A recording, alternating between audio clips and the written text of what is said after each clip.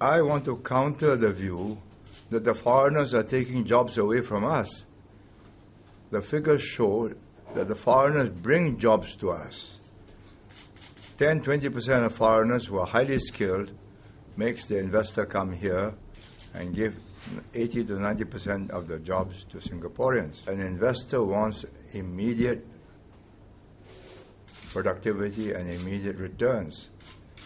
And if you don't give him or her free access to skilled workers, the investments just won't come. You have seen the figures, both in industry and in logistics. I've given you the employment figures. Look at the employment figures and they speak for themselves. We have created more jobs than Singaporeans can fill. What country does that? This government has done it, and regularly. I've given you the last 5 years, but in fact I got the last 10 years, but I don't want to burden you and your readers with too many figures. But why do you think the opposition is still able to capitalize on the issue of foreigners?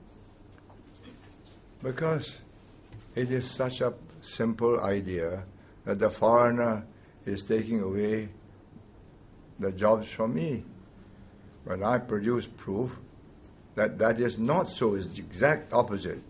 Why should the Singapore government want to look after the interests of foreigners? It is the job of the Singapore government to look after the interests of Singaporeans.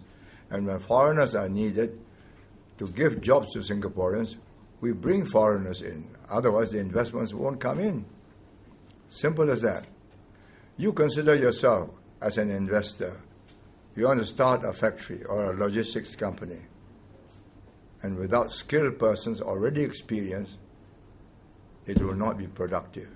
And you say, you employ Singaporeans, and it won't produce profits for 4 or 5 years.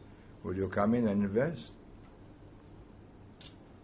But during election time, all claims are made recklessly. But they are simplistic, and as I told you, election rallies, slogans sell.